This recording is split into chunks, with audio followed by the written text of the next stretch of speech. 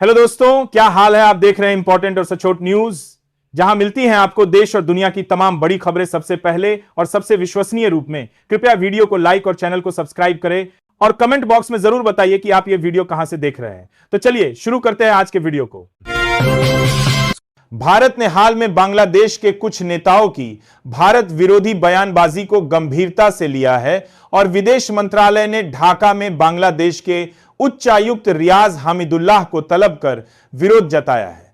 विदेश मंत्रालय ने कहा कि बयानबाजी और ढाका में भारतीय मिशन के बाहर विरोध प्रदर्शन से सुरक्षा माहौल खराब हुआ है। भारत ने बांग्लादेश में भारतीय उच्चायोग की सुरक्षा पर चिंता व्यक्त की और साथ ही बांग्लादेशी नागरिकों के लिए वीजा सेवाओं को अस्थायी रूप से बंद करने का निर्णय लिया है। भारत ने चुनाव को लेकर लगाए आरोपों को भी स्पष्ट रूप से खारिज किया है और कहा है कि झूठे नैरेटिव फैलाने वाले तत्व किसी भी देश के हित में नहीं है।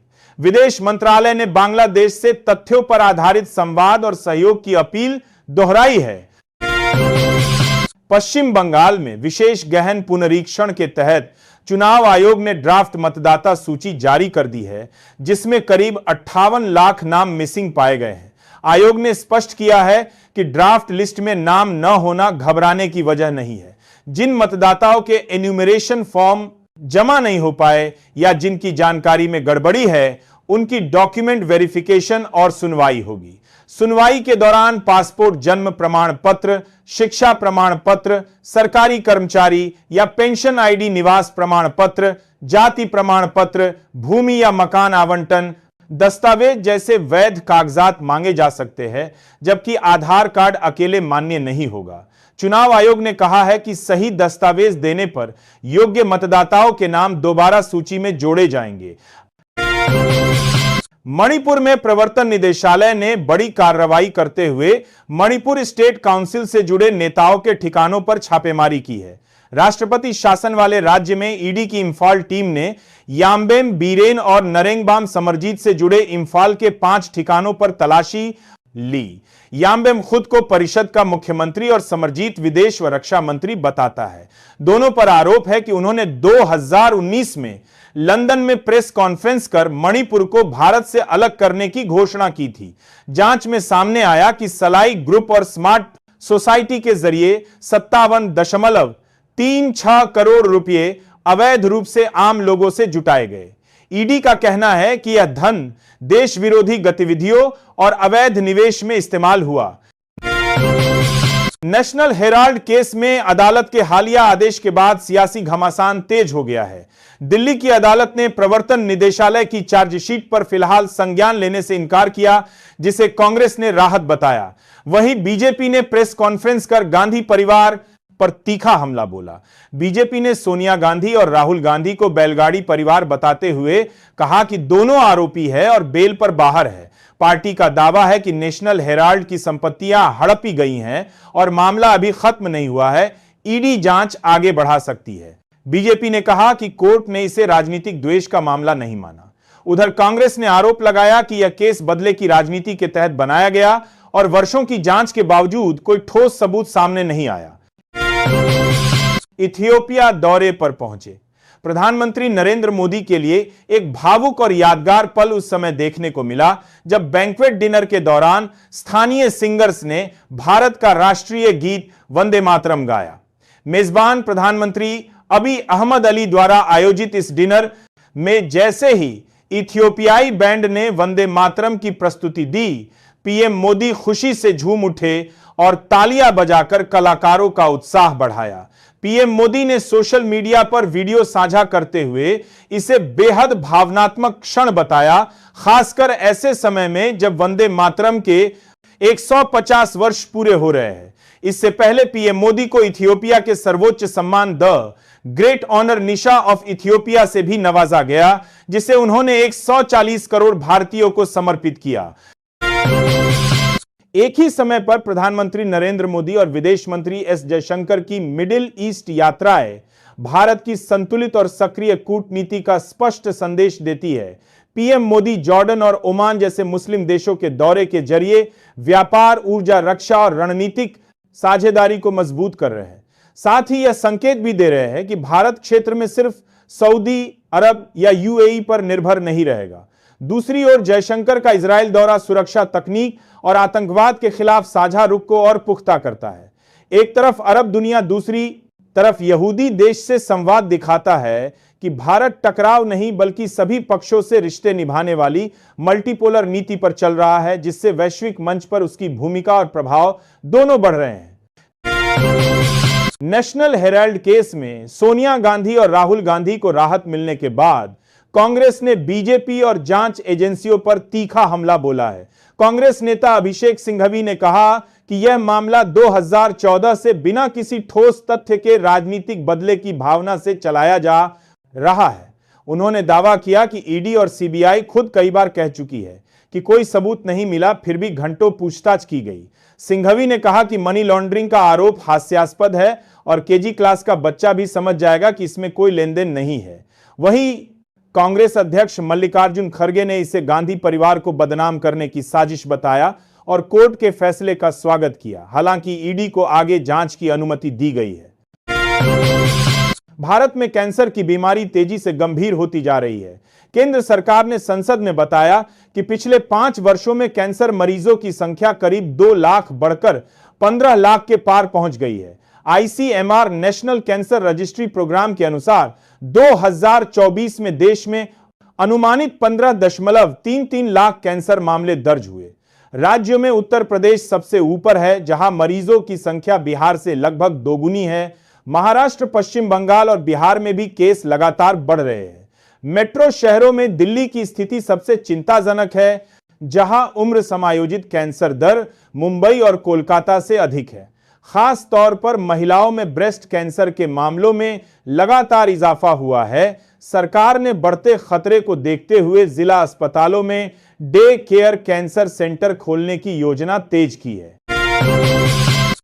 बिहार के मुख्यमंत्री नीतीश कुमार का एक वीडियो सोशल मीडिया पर वायरल होने के बाद सियासी विवाद तेज हो गया है, जिसमें वे मंच पर एक मुस्लिम महिला का बुर्का हटाते नजर आ रहे हैं।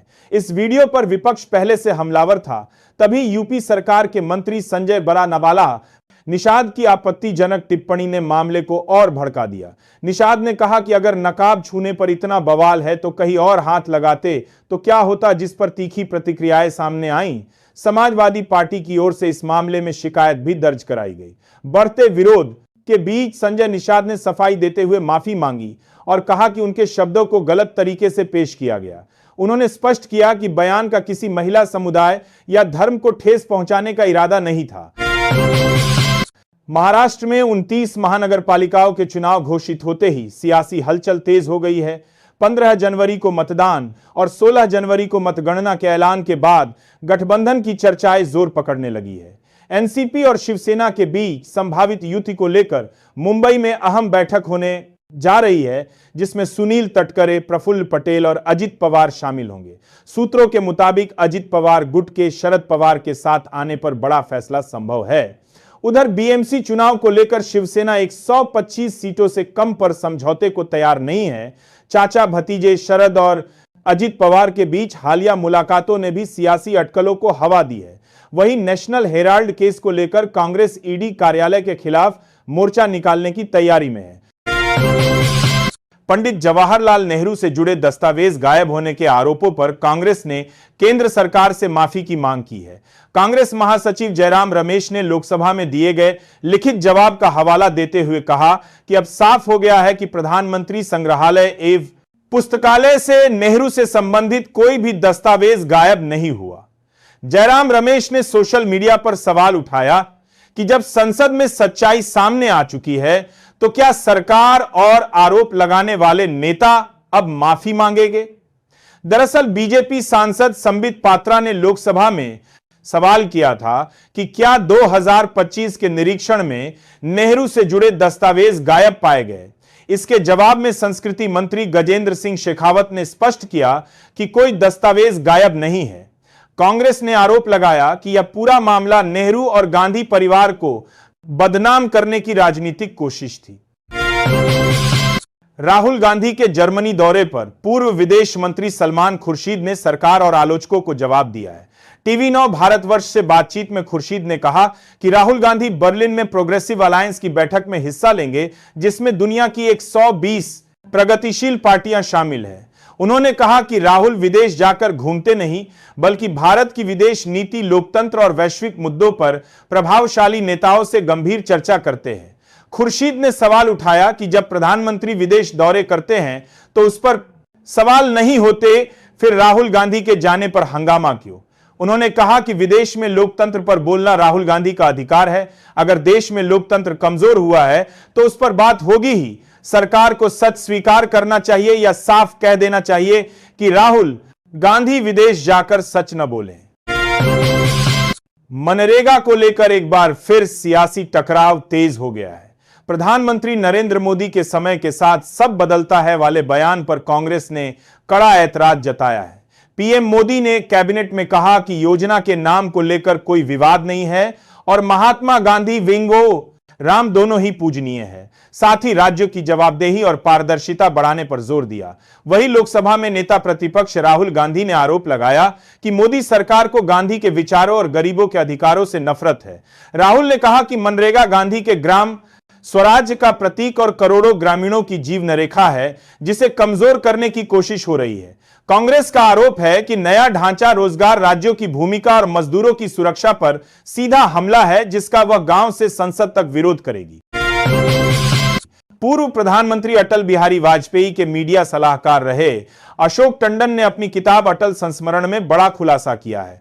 टंडन के मुताबिक साल 2002 में बीजेपी चाहती थी कि अटल बिहारी वाजपेयी राष्ट्रपति बने और लालकृष्ण आडवाणी प्रधानमंत्री की जिम्मेदारी संभाले। हालांकि वाजपेयी ने इस प्रस्ताव को सख्ती से खारिज कर दिया।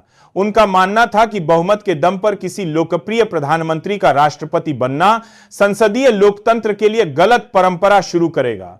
इसके बाद सर्वसम्मति से डॉक्टर एपीजे दोबी अब्दुल कलाम को राष्ट्रपति पद का उम्मीदवार बनाया गया। किताब में अटल आडवाणी के मजबूत रिश्तों, नीतिगत मतभेदों के बावजूद आपसी सम्मान और संसद हमले के बाद सोनिया गांधी से हुई संवेदनशील बातचीत का भी जिक्र किया गया है। विजय दिवस के अवसर पर राष्ट्रपति द्रौपदी मुर्मू ने मंगलवार को राष्ट्रपति भवन में परमवीर दीर्घा गैलरी का उद्घाटन किया।